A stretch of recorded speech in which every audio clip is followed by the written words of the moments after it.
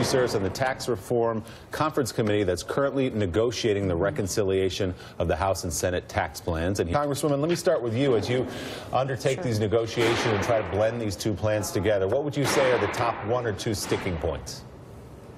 Well, thank you for inviting me to talk about tax reform this morning. We are really talking about blending these two plans and making sure that all of the benefits are focused on the low and middle income folks in the country that are struggling right now.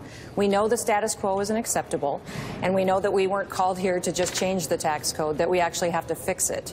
And so what we're working on is making sure that we lower rates for folks, keep more money in their pockets, grow the economy, and make sure that we're pushing those benefits to those everyday Americans who work so hard that need their paychecks increasing. And so what's the biggest disagreement, Congresswoman, between the two plans, the one in the House, the one in the Senate? Where do you think will be the biggest fight?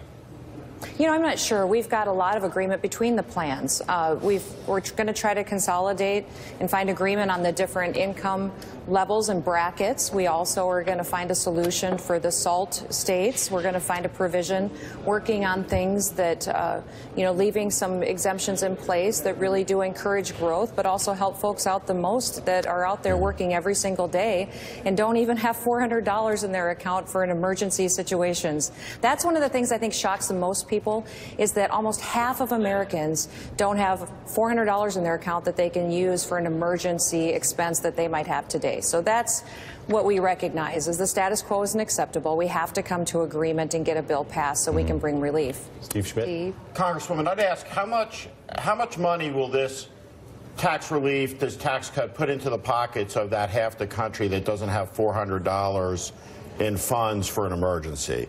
What do they get out of this? From all the economic analysis and the research that we've done over the last several years on this, and we've had 12 formal hearings in Ways and Means as well on different tax proposals, but we believe that it'll $1,000 in the average family's pockets. In my home state of South Dakota, it could be a $1,200 to $1,400 tax cut, plus their wages would increase almost $4,000 per household. Now, in South Dakota, a household, the average income is $54,000. That's not per individual, that's for a household. And we pay double the national average in energy costs just because of where we're located, and it's pretty chilly this time of year.